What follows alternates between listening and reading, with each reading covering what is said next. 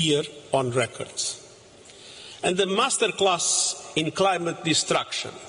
Families running for their lives before the next hurricane strikes. Workers and pilgrims collapsing in insufferable heat. Children going to bed hungry as droughts ravage crops. And all these disasters and more are being supercharged by human-made climate change. Now, last year's climate change talks were, of course, held here in Dubai and actually ended very successfully with an agreement called the UAE Consensus. So, will this year's Baku talks manage to build on that arrangement? Well, to discuss that and more, I'm delighted to say I'm joined in the studio by His Excellency Sharif Salim Al-Olama. He is the Undersecretary for Energy and Petroleum Affairs in the Ministry of Energy and Infrastructure. Sir, an absolute pleasure to have you join us in the studio. Thank you for your time. Thank you, Georgia. It's a pleasure being here with you today. So we hear there about the struggles that the world is facing. The world has come together for COP29.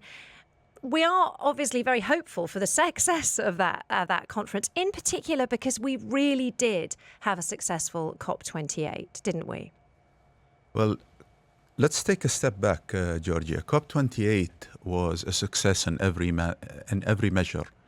It was the first global stocktake that was done, and it basically assessed how we as a global community were performing against what we all had agreed upon within the Paris Agreement.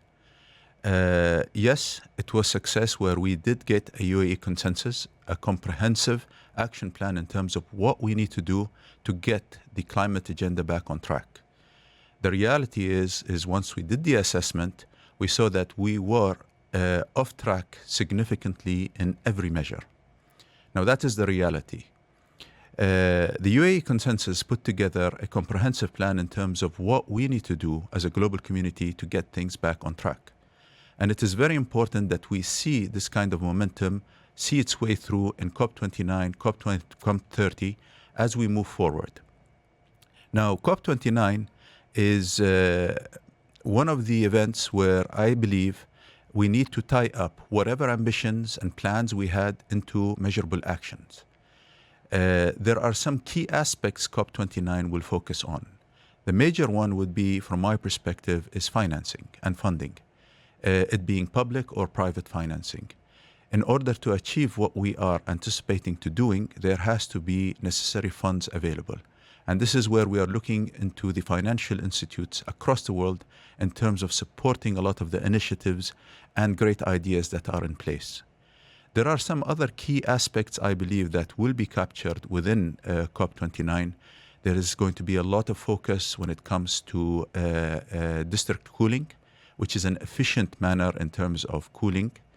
There will be some focus that will be put with regards to water. Water scarcity is going to be a major issue, a global major issue.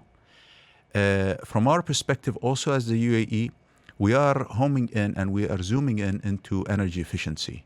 Energy efficiency, from my perspective, and I believe from the perspective of a lot of individuals that I engage with, is not being given the proper attention. We are, as the UAE, hopeful that in COP29, we are gathering pace in terms of forming what we call a global energy efficiency alliance. The idea over here is to give enough focus to this very important aspect and get a lot of the countries on board in this pledge. Energy efficiency, very simply put, is the best form of emission reduction is the kilowatt hour or the energy that you don't consume. I think that is the starting place before we start thinking about how many solar plants we need to build, how many nuclear plants we need to build, how much of the emissions we need to capture. So this is really the starting point for me. COPs always start a bit depressing. They're like, we always start at the beginning of the 2-week process because these are 2-week-long talks. And at the start, it is always, with Antonio Guterres, he always goes over the sort of ghastly situation. You get lots of reports from the UN and the World Meteorological Organization to tell you where we are at the moment. And as a consequence, I think anyone who's not working in the sector starts to feel incredibly depressed. I think there's this thing called climate fatigue, which I think we all slightly get, this feeling of not being able to do anything because you've got this big overarching problem and you just don't know what to do. Are there things that everyday people can do to improve their efficiencies, for example, to reduce their own carbon sort of footprint? Definitely, Georgia. I think we have a saying in Arabic is a single hand cannot clap. So there are two, and I think in English they say it takes two to tango. We as a government, not only the UAE, but I am talking about all governments around the world, we can do only so much. You can establish certain laws, certain policies, develop certain strategies with comprehensive plans that would get us to where we need to be. But at the end of the day, it is the individual, it is the society that actually needs to react to these policies, to these laws, to these regulations. We believe in a bottom-up approach. It has to start with the individual in order for us to achieve our targets. Let me just say, hypothetically, if today we were blessed with a new Earth, okay? We go through a time warp back, say, 500 years, and we are blessed with Earth with less emissions. And if it is business as usual, a few hundred years down the road, we are going to be exactly in the same predicament we are today. So, which means that there has to be changes. I believe that the individual has a lot of contribution towards what we as governments are aspiring to do. It starts at home, if you allow me to say. And I'll give a personal experience. A few years back, my wife actually came back home, and she's pretty conscious about the environment. And she actually installed two boxes, garbage boxes in the house, one for plastics and one for, paper waste. And she kept on encouraging the kids to actually dispose of the plastic in the plastic box. And of course, the kids started asking us, why are we segregating waste? And that's where I had to intervene and explain to them, what plastics does to the environment and where does this plastic go and how do we deal with it. The society has a big role to play, and that's why in the Ministry of Energy and Infrastructure, we have established a tailor-made campaign. We call it Safe to Sustain. And the idea is this campaign targets basically 5 key groups. We're talking about students, we're talking about families, we are talking about employees, workers, and tourists. We have done quite a lot when it comes to reaching out to these groups of people.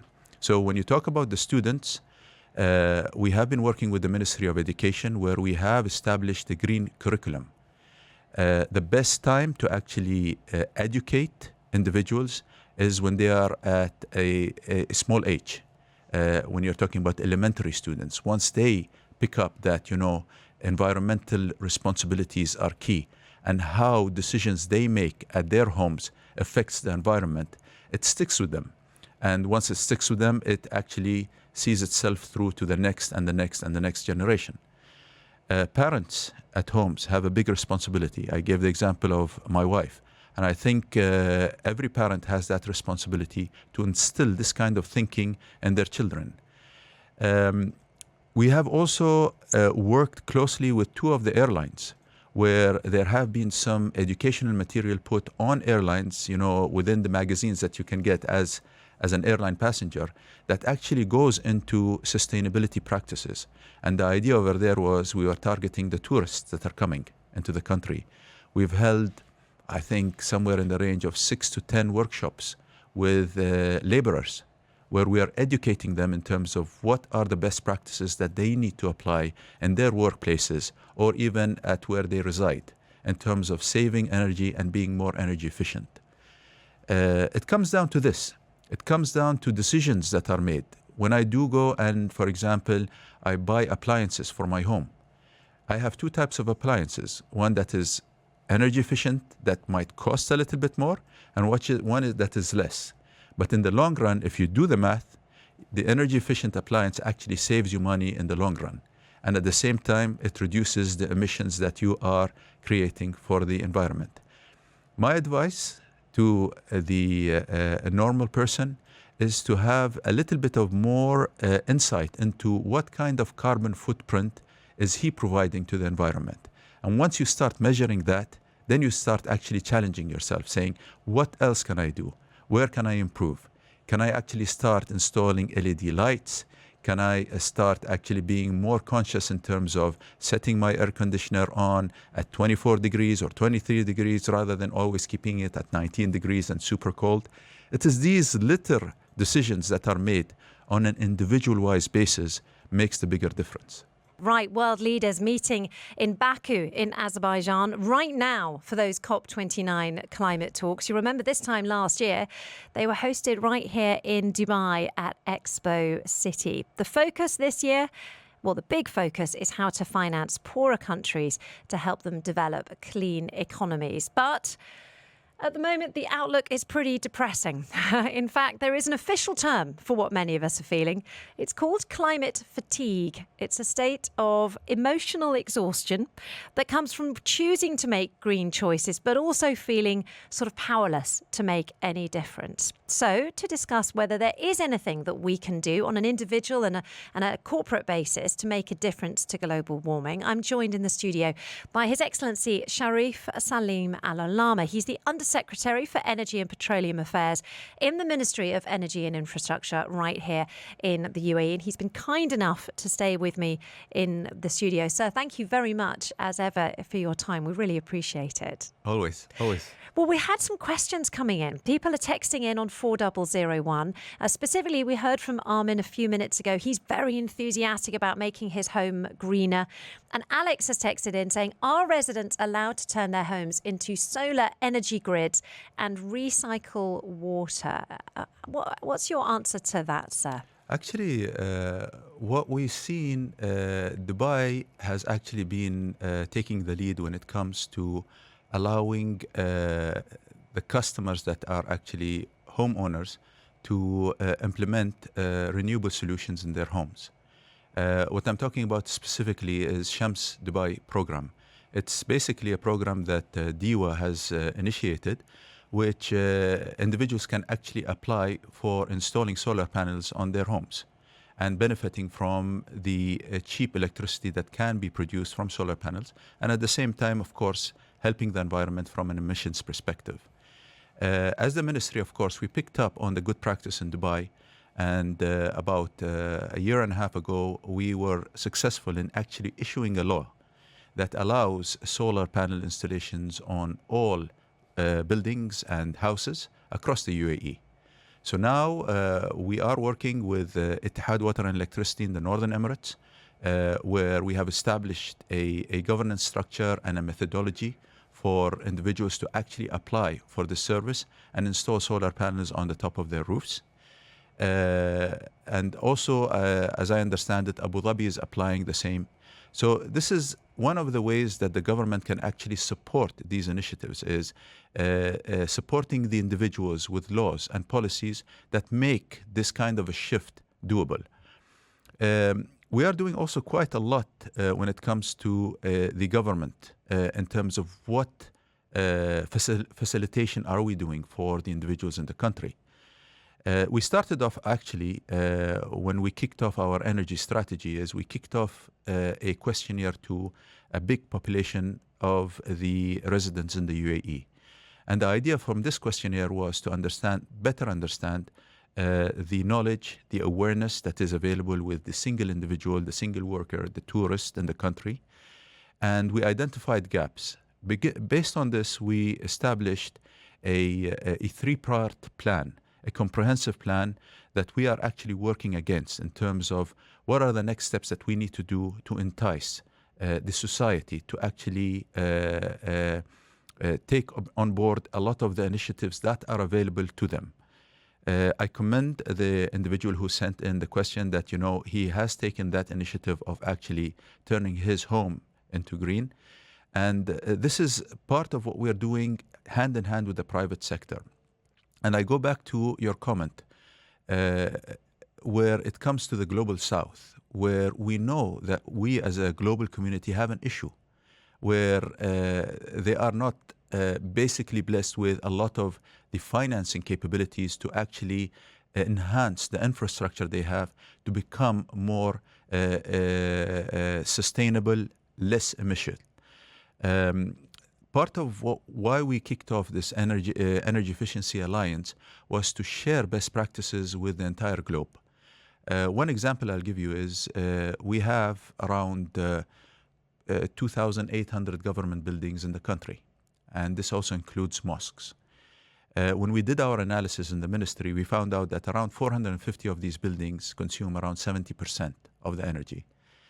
And for these 470 buildings, we are partnering up with the private sector where we do not actually put any capital into upgrading all of these buildings. The private sector is actually funding the entire project. And they are funding it because they get the returns from the savings that these buildings do in their energy bills. It's a very interesting way of actually approaching a problem. The private sector actually gets a lot of work and they make their money with a certain margin. At the end of the day, we also, as government, who pay the bills for the government buildings, do savings. And at the end of the day, we also meet our sustainability criteria. Now, when we saw the success, we decided to actually expand that and go towards the commercial buildings. And we've seen unbelievable response from the commercial sector. In my last interview with you, I remember I mentioned that Aldar has shown a proactiveness and they have partnered up with us. They have allocated, I think, a number of malls, a number of hotels, a number of development projects that they have that they want to upgrade to become sustainable. Since then, there have been companies like Shoba Properties, A'mar, hotels like Millennium, Acre Hotels. I don't want to miss out any of them. Al Futtaim Group, Marriott Hotels, Danube. All of them have approached us. I'm talking about loads of buildings that they actually are keen in terms of engaging with the private sector and upgrading these buildings to become more energy efficient, i.e. having less emissions. So it is this kind of partnership that we see from a government perspective, getting the right private sectors involved and getting our sustainability agenda driven. Also, there was one good question that was raised in terms of incentives. At the end of the day, the incentives are there because if you look at it, the initial part is, yes, there is an additional cost on the individual. To upgrade my facilities, I will have to pay some additional money. But if you look at it from on a long-term perspective, you will be saving quite a lot when it comes to electricity bills. And at the same time, you would be meeting your sustainability and environmental goals. There are other things that we have done when it comes to transportation, let's say. We have enticed and we are encouraging the adoption of electric vehicles, electrifying the transportation sector. We are looking into solutions where we are trying to encourage the public to use public transport rather than have many cars emitting a lot of CO2 emissions into the environment. We have also encouraged the public to look into very basic nature-based solutions. It has to do with planting. I think one of the figures I have is there was, I think last year or something, there was around 5,000 mangroves planted. Myself, next Sunday in the weekend, I am off with a number of employees in the ministry and we're going to go and plant mangroves. So... You will be getting muddy. Yeah, but the idea... I've done it before, you get very muddy. And the idea over here is, Georgia, is leading by example. Yeah. Yeah, we all have to lead by example. It being government officials, it being, high-profile developers, it being even parents, leading by example for their kids. So I think we have done quite a lot when it comes to the ministry. There have been many laws that have been issued. There have been many policies that have been issued. When you look at the industrial sector, the industrial sector is a very competitive sector, which actually is built on a P&L. At the end of the day, it's the bottom line. How much money do they make for their shareholders? We have come up with the Ministry of Industry and Advanced Technology with a mechanism where industries or plants that become more energy efficient, in addition to them saving on their electricity bills, there are other incentives that they get. There is a program that we call in-country value. For plants that are more energy efficient, they get a higher score in their in-country value. That gives them an advantage when it comes to tendering for projects. So this is, I think, I try to address the questions that were raised by some of the individuals. Right, we have an enormous privilege at the moment because we have somehow managed to persuade His Excellency Sharif Salim Al-Olama, Undersecretary for Energy and Petroleum Affairs in the Ministry of Energy and Infrastructure, to stick with us for an extended interview. Of course, one of the reasons why we've asked him into our studio is because world leaders are meeting in Baku in Azerbaijan for those COP29 climate talks. That's all happening at a very high level. But what we're interested in right here, right now, is what you and I can do about the current climate crisis, about how we can reduce our carbon footprint. We've had some quite full-on questions coming in on 4001. One person here saying, how can we as small companies collaborate in this mission and work together with the government? That's a nice positive message come through. One that's a little bit more barbed. This person says, how does it incentivize me personally to go green or to spend more money to save energy if refineries, factories and major players are not stopping? What difference can I make? Now, Your Excellency, thank you again for staying in the studio, but I imagine you hear that quite a lot, that sort of slight, well, strong cynicism, I suppose, in many ways. Yeah. I do understand the perception. It's like, if I represent a droplet of water in a sea, what difference will I make? My message is every droplet makes a difference. Yeah. Saying that, we do want the individuals to actually contribute to our overall sustainability goals. And while I say that, at the same time, I assure the listeners over here is that nobody is being left off the hook. We have a comprehensive national program, which we call the National Demand Side Management Program. This program actually has 4 sectors that we focus on. There is the agricultural sector, which is purely focused on water conservation and reducing the waste of water in the agricultural industry. There is the building sector, which obviously captures the houses, the commercial buildings and others. There is the transportation sector, and then there is the industrial sector. For each segment, we do have clear set targets and clear set budgets for factories, refineries, with commitments that they need to achieve certain amount of energy efficiency in their operations. We launched this program back in 2021. It is a national committee, so on a national basis, I chair that with representation from all the local governments, from the 7 Emirates, as well as the private sector. And we are driving improvement in all of these sectors.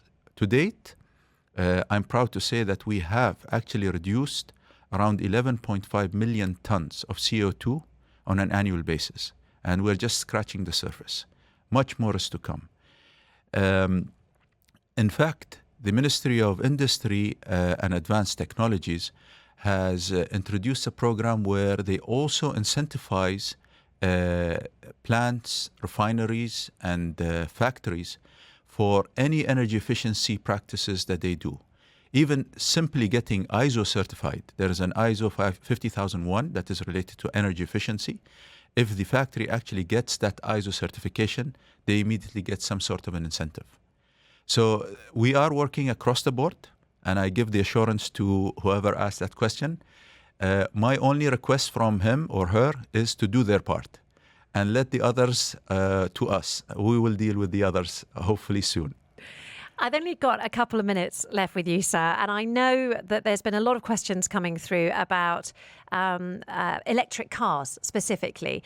There's a question here saying, that they want to have an electric vehicle, but the problem is their feeling is that the infrastructure just isn't there yet in order to charge their car, particularly if they live in an apartment, for example. Now, I'm very lucky. I live in a villa, and therefore I can charge my Tesla outside the house every single night. But what about these thousands of people who live in apartments in the UAE? This terminology, I never knew about it, but it's called range anxiety. It's strong. It's a strong feeling, I tell you. People who have EVs, they just get on the highway and they're worried, oh, where's the next port that I can actually charge my car? Will I actually get to Abu Dhabi or not? It's a very interesting story, Georgia. We got approached as a ministry by many of the car manufacturers. And the car manufacturers in the country came to us and they said, you know, we have a wide range of electric vehicles and we see that the sales of electric vehicles is not picking up. And the reason is because there is not enough infrastructure for charging. So in our discussion with the private sector, i.e. the car companies, is we engaged into practical solutions. There was a contribution from the car manufacturers in terms of providing chargers, while we as a ministry are responsible for the infrastructure. So all the federal highways is under our responsibility. From that, we have actually created a company. It's known as UAEV, and it's a national company that is owned by the government. And the sole purpose of this company is to expand the charging infrastructure in the country. It was just formed a few months back. By the end of this year, we are going to have 120 additional chargers. And we're focusing as a company, because I'm chairing the board, we're focusing really on the DC chargers. DC chargers are the chargers that get your car charged in 10 to 15 minutes. Of course, time is of an essence when it comes to individuals. The target is to get to around 10,000 chargers in the country by the year 2030. This is a target, and I believe it is a little bit underestimated. I think we're going to hit even numbers bigger than that. We've seen a good uptake when it comes to EVs. Just last year, there was around 13% of the cars sold in the UAE were EVs. So we are seeing that reaction. And of course, to go hand in hand with that, the infrastructure has to grow significantly. So we are working as a charging point operator, UAEV. We know that ADNOC has a program as well. They have developed a charging company under ADNOC distribution. I think soon you will see that difference in the infrastructure across the country. So it's been an absolute pleasure to have you join us in the studio. It's one of those things where I've got so many more things I could ask you about, but I know that you do need to go on to your next appointment. But we're very, very grateful for you taking listeners' questions. So thank you so much for joining us in the studio today. It's been a great pleasure. I thank you for having me. Thank you very much indeed. That's His Excellency Sharif Salim Al-Olama, Undersecretary for Energy and Petroleum Affairs in the Ministry of Energy and Infrastructure. Dubai Eye 103.8. Join the conversation.